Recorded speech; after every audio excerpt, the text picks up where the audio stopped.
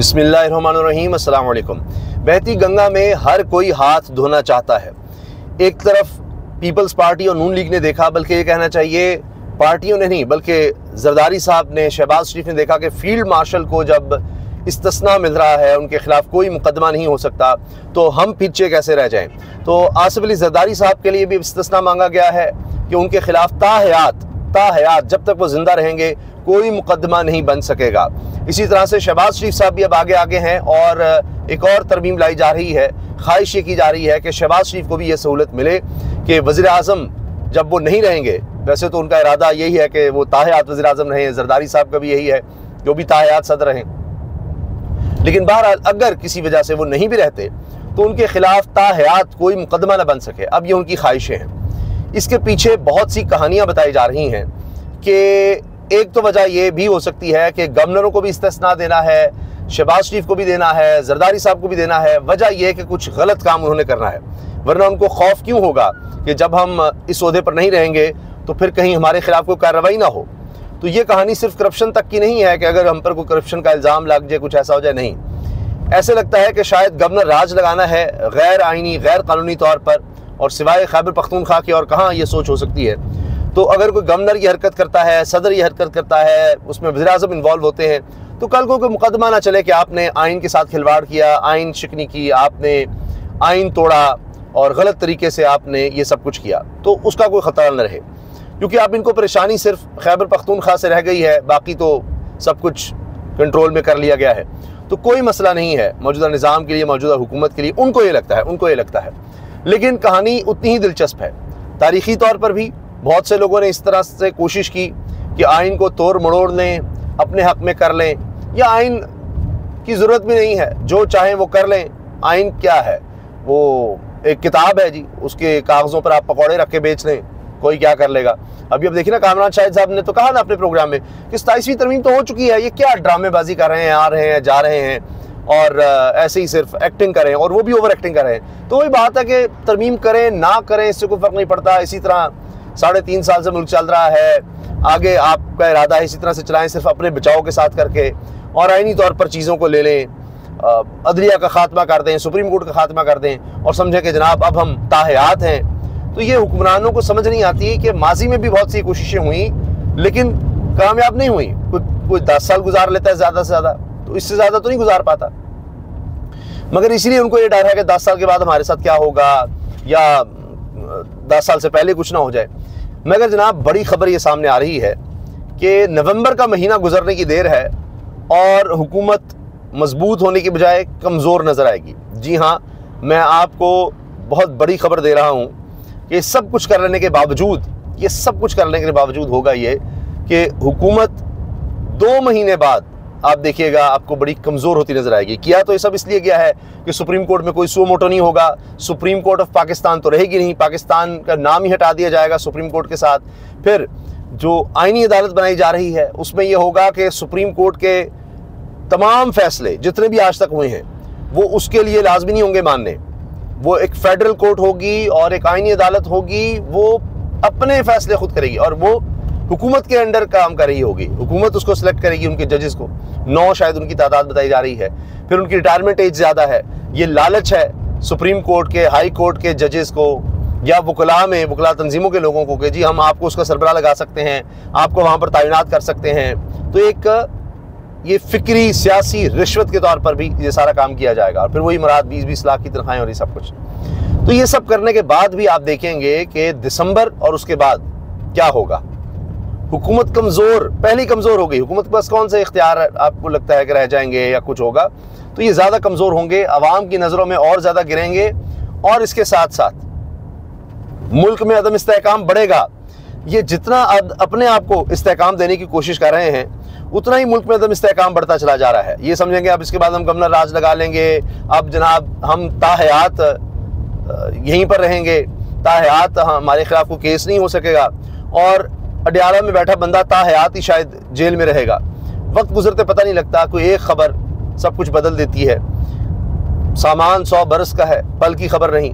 तो ये कुछ होता है जी पाकिस्तान में। समझा जाता है कि हम शायद हमेशा के लिए हैं। मौत तो बहुत बड़ी बात है, ये भूल जाता है کہ یہ عہدہ بھی عارضی ہے.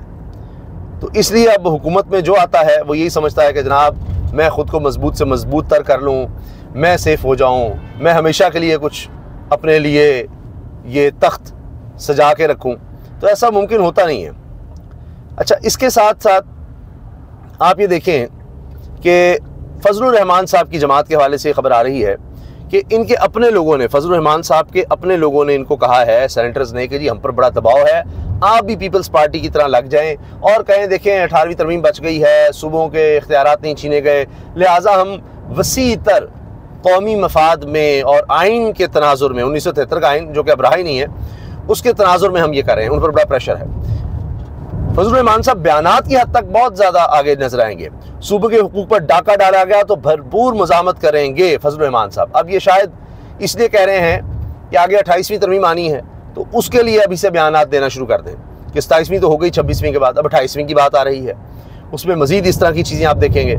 اس میں بھی خواہشات پوری نہ ہوئیں, کیونکہ خواہشات تو بڑھتی رہتی ہیں, انسان ہیں. تو پھر 29ویں کی بات ہوگی. تو فضل الرحمان صاحب کا یہ بیان اسی تناظر میں آپ لے لیں, کیونکہ باقی تو فضل الرحمان صاحب اب بیانات تک ہیں. تحریک انصاف ہو, تحریک تحفظ آئین پاکستان ہو, انہوں نے تحریک چلانے کا اعلان کر دیا. فضل الرحمان صاحب ان کے ساتھ کتنا آتے ہیں یہ دیکھنا ہوگا. اور ابھی تو صوبائی خود مختاری کو نہیں چڑھا گیا, لیکن اگلی ترامیم میں ہو سکتا ہے. تو اس وجہ سے پریشر میں آ کے کہ پھر ہمارے پاس کچھ بھی نہیں بچے گا, تو آگے ہو سکتا ہے فضل الرحمان صاحب واقعی کوئی تحریک چلائیں, لیکن ابھی تک اس کا کوئی امکان نہیں ہے, نہ ہی ان کا ماضی اس طرح کا نظر آتا ہے. اور جی آپ یہ دیکھیے کہ یہ جو استثناء ساروں کو دیا جا رہا ہے, اس میں ایسا کرنا چاہیے کہ نون لیگ کے ایم این ایز کو بھی استثناء دے دیں, کیونکہ ان کے بچوں نے لوگوں کو کچلنا ہوتا ہے کیڑے مکوڑوں کی طرح. اب سرگودا سے خبر کیا آئی کہ مسلم لیگ نون کے ایم این اے ارم حامد کا بیٹا احمد حامد گرفتار کر لیا گیا. اس سرگودا سے مسلم لیگ نون کے ایم این اے ارم حامد کے بیٹے احمد حامد کو گرفتار کیا گیا ہے. سرگودا حادثے کے نتیجے میں ایک بچہ موقع پر جاں بحق ہوا تھا, جس کا مقدمہ بھی درج کر لیا گیا. حادثے کے وقت گاڑی ایم این اے ارم حامد کا بیٹا احمد حامد چلا رہا تھا, جس کی عمر تقریباً 16-17 سال ہے. حادثے کے نتیجے میں ایک زخمی کی حالت بھی تشویشناک بتائی جاتی ہے. کچھ ویڈیوز بھی آئیں جن میں تصاویر کے ساتھ ساتھ یہ بتایا گیا کہ اس میں بچہ ایک جاں بحق ہو گیا ہے, بچی اس میں زخمی ہے. اور پھر یہ بھی کہا گیا کہ جی فوراً ڈرائیور کو ساتھ لایا گیا کہ دکھایا جائے کہ ڈرائیور چلا رہا تھا, لیکن اصل میں بچہ چلا رہا تھا. تو یہ جناب اب خبر ہے کہ نون لیگی لیڈر کے گھر سے گرفتاری کی بات ہے, لیکن مسئلہ یہ ہے کہ ان کو تو استثناء ابھی تک نہیں ملا. لیکن جس طرح سے اب سارے استثناء مانگ رہے ہیں, تو ہو سکتا ہے کہ صدر زرداری صاحب اور شہباز شریف صاحب کے بعد, گورنروں کے بعد ایم این اے, ایم پی ایز, وفاقی وزراء, دیگر سب بھی استثناء مانگے, کیونکہ اب کابینہ کی تعداد تو مزید بڑھانے کی بات ہو گئی ہے کہ 50 سے تو کہیں زیادہ ہونا چاہیے, کم از کم 100 لوگ تو ایڈجسٹ ہم کر لیں. تو آہستہ آہستہ وہ بھی بڑھا رہے ہیں, اور ان میں آپ دیکھیے کہ اپنے سکور کیسے سیٹل کیے جا رہے ہیں ان ترامیم کی آڑ میں, وہ سارا کام بھی ساتھ ساتھ چلا ہوا ہے. تو جی جتنا بھی یہ اقتدار پر قبضہ کرنے کی کوشش کر لیں, میں آپ کو بتا رہا ہوں کہ آنے والے دنوں میں آپ ان کو مزید کمزور ہوتا دیکھیں گے, کیونکہ بہت سی وجوہات ہیں. میں آپ کے سامنے صرف ایک بڑی چیز رکھ دیتا ہوں کہ یہ حکومت اتنی ناکام, اتنی نااہل, اتنی نکمی ثابت ہوئی ہے کہ 3.5 سال میں عام آدمی کو کوئی ریلیف نہیں دے سکے. دن بدن اس کی زندگی مشکل ہوتی چلی گئی ہے, نہ ٹیکس اکٹھا کر سکے, اتنے ٹیکسز لگا کر بھی معیشت کی سمت درست نہ کر سکے. پاکستان کی تاریخ کی بدترین کارکردگی ہم نے معاشی سطح پر دیکھی ہے. تو یہ حکومت بہت ہی نکمی ہے. تو جتنی مرضی تابعداری کر لیں, کتنا عرصہ ایسی نکمی حکومت کو برداشت کیا جائے گا طاقتور حلقوں کی طرف سے بھی. تو جب وہ طاقت اپنے پاس اور مرکوز کر لیں گے تو اس کے بعد پھر تابعداری کو انہوں نے کیا چاٹنا ہے. ظفر اللہ جمالی کی مثال دی جا سکتی ہے, اور بہت سے اس طرح کے وزیر اعظم آئے جو بہت تابعدار تھے یا بے ضرر تھے, لیکن وہ جب نہیں رہے تو خالی تابعداری سے بات نہیں چلے گی. اور جس طرح ملک معاشی طور پر نیچے سے نیچے جا رہا ہے, عدم استحکام بڑھتا نظر آ رہا ہے, جنگوں کے بادل منڈلا رہے ہیں, تو یہ حکومت ان چیزوں کو نہیں نظر آ رہا کہ ٹیکل کر پا رہی ہے. اور توجہ صرف یہی رہی کہ 26ویں کرو پھر 27ویں کرو اور ایسے قوانین بناؤ کہ لوگوں کا راستہ روکا جا سکے احتجاج کا. تو جب توجہ ہی آ رہی تو ہم نے دیکھا ہے کہ ہر ان کے ایسے قدم کے بعد کہ انہوں نے اپنے آپ کو مضبوط کرنے کی کوشش کی، ملک مزید کمزور ہو گیا. تو کرتے کرتے کیا حال ہوگا کہ پہلے میڈیا کو فارغ کر دیا، اپوزیشن کو ختم کر ڈالا، الیکشن رگ کر دیے، اداروں کی کوئی توقیر باقی نہ رہی، کرتے کرتے سپریم کورٹ بھی گئی. تو جب آپ وہ ادارے جن پر ایک ریاست کھڑی ہوتی ہے یا مضبوط ہو سکتی ہے، جب انہیں کو آپ نے کھوکھلا کر دیا تو آپ کیا سمجھتے ہیں کہ آپ بچ جائیں گے؟ نہیں، ایسا ممکن نہیں ہے. تو میں نے آپ کو بتا دیا کہ جیسے جیسے انہوں نے اپنے لیے کام کیے ہیں ویسے ویسے معیشت کا بیڑا غرق ہوا ہے. تو اب اس کے بعد بھی آپ دیکھیں گے کہ اسی طرح کی چیزیں آپ کو نظر آئیں گی اور پھر اگلے 2 ماہ کے بعد آپ دیکھیں گے اتنی کمزور حکومت ہوگی کہ کسی بھی وقت کچھ بھی ہو جائے گا. کوئی ایک خبر سب چیزوں کو بدل کے رکھ دے گی. یہ سوچا ہی نہیں تھا کہ ایسے حالات بھی ہو سکتے ہیں. اب کیا بنے گا؟ تو آگے نظر آ رہا ہے کہ اسی طرح کی باتیں ہوں گی اور شاید کہ وہ لوگ جن پر ان کو بڑا بھروسہ ہے کہ جی یہ لوگ تو ہمارے ہیں تو وہ بھی چیخ اٹھیں گے. میں ایک آپ کو چھوٹی سی مثال دے دوں کہ غریدہ فاروقی صاحبہ صحافی ہیں، انہوں نے ایل ڈی اے کی ایسی تیسی کر دی اور مریم نواز صاحبہ سے کہا ہے کہ آپ کے ہوتے ہوئے یہ توقع نہیں تھی. تو اور بہت سے صحافی آئیں گے جو یہ کہتے پھریں گے کہ آپ کے ہوتے یہ توقع نہیں تھی، یہ کیا کر دیا، ہم تو آپ کے ساتھ تھے. غریدہ صاحبہ کہتی ہیں کہ ویڈیو سامنے آئی ہیں، ایل ڈی اے جھوٹ بول رہا ہے، تصاویر ویڈیوز ہیں کہ انہوں نے کس طرح جانوروں پرندوں کی مارکیٹ لاہور میں اچانک گرا دی اور اس میں بے زبان جانور مر گئے، ملبے طرح ان کو مار دیا گیا.